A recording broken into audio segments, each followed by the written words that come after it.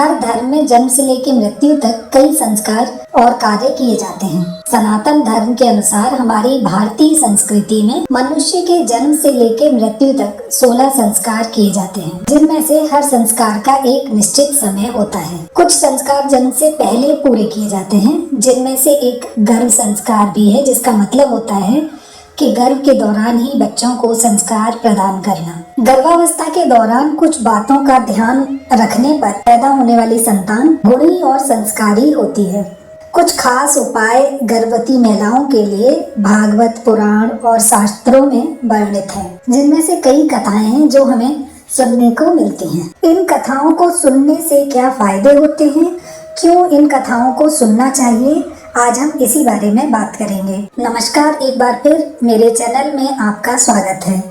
अगर आप धर्म, ईश्वर और नारी पर आधारित वीडियोस देखना पसंद करते हैं तो आप मेरे चैनल को सब्सक्राइब जरूर करें, और अगर आपको वीडियो अच्छा लगे तो लाइक भी करिए। हर पेरेंट की इच्छा होती है कि उसका होने वाला बच्चा संस्कारी और भाग्यशाली हो, ताकि वो समाज में अच्छे से रह पाए। गर्भ संस्कार को लेकर हमारे शास्त्रों में कई कथाओं का वर्णन है, जिसमें से स्वामी विवेकानंद, अभिमन्यु और भक्त प्रहलाद की कथाएं प्रचलित हैं।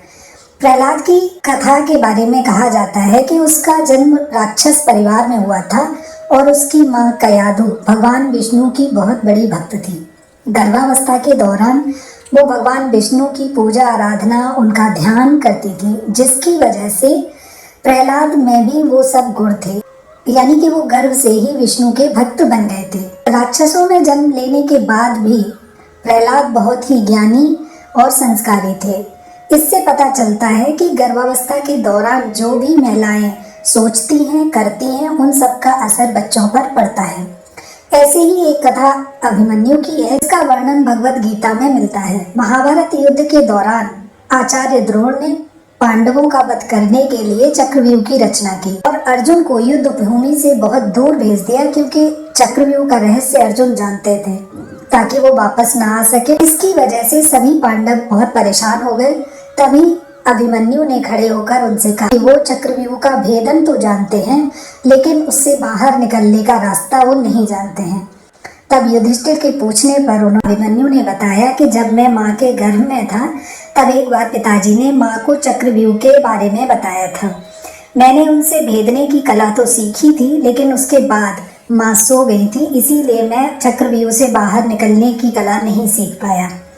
माँ के गर्भ में रहने के बावजूद भी अभिमन्यु ने चक्रव्यूह की कला को सीख लिया था। इसी तरह से गर्भवती महिलाएं जो भी सोचती हैं या सुनती हैं, वही बच्चे सीखते हैं।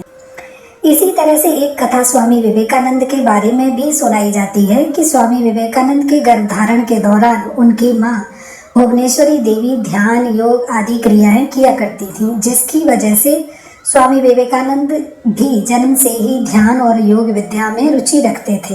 बाद में उन्होंने इस पर बहुत अमल भी किया। अगर महिलाएं अपने गर्भावस्था के दौरान योग साधना, ध्यान आदि करें तो उनके साथ साथ बच्चे पर भी उसका अच्छा असर होता है। अगर आप किसी भगवान, किसी संत, किसी महान पुरुष के गुण अपने बच्चे में चाहते हैं तो आपकी फोटो को अपने सामने रखकर ध्यान कर सकते हैं, उनके बारे में सोच सकते हैं, अच्छी अच्छी बातों को आप दोहरा सकते हैं। इन सब से भी बच्चों पर बहुत अच्छा असर पड़ता है।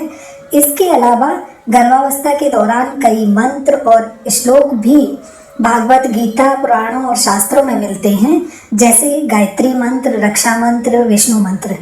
स्त्रियों को उनका मनन और उनका पाठन जरूर करना चाहिए, जिससे बच्चे पर इसका अच्छा असर होता है। माँ की अच्छी सोच, सकारात्मक व्यवहार उसके शरीर और बच्चे के स्वास्थ्य दोनों पर असर करता है। अगर माँ अच्छी सोच ना रखे, नकारात्मक विचार उसके मन में रहें, तो भी इन सब चीज़ों का बच्चों पर असर होता है। भागवत कथाएं, पुराण से ली हुई कथाएं और भी महान पुरुषों के विचार, धार्मिक पुस्तकें, शास्त्रों की कहानियां, महान पुरुषों की जीवनियां आदि से रिलेटेड ऐसी ही किताबों से प्रेरणा लेनी चाहिए और पढ़नी चाहिए। मनन और उनका पाठन माँ और बच्चे के बीच के बंधन को मजबूत करते हैं। हमारे घरों में अक्सर कहते हैं कि गर्भावस्था के दौरान अपने पति या अच्छे अच्छे फोटो अपने घरों पर जरूर लगाने चाहिए। उम्मीद करती हूँ कि आपको ये जानकारी अच्छी लगी होगी। अगर वीडियो आपको अच्छा लगा हो तो लाइक कर दीजिए और चैनल को सब्सक्राइब ज़रूर से करिए।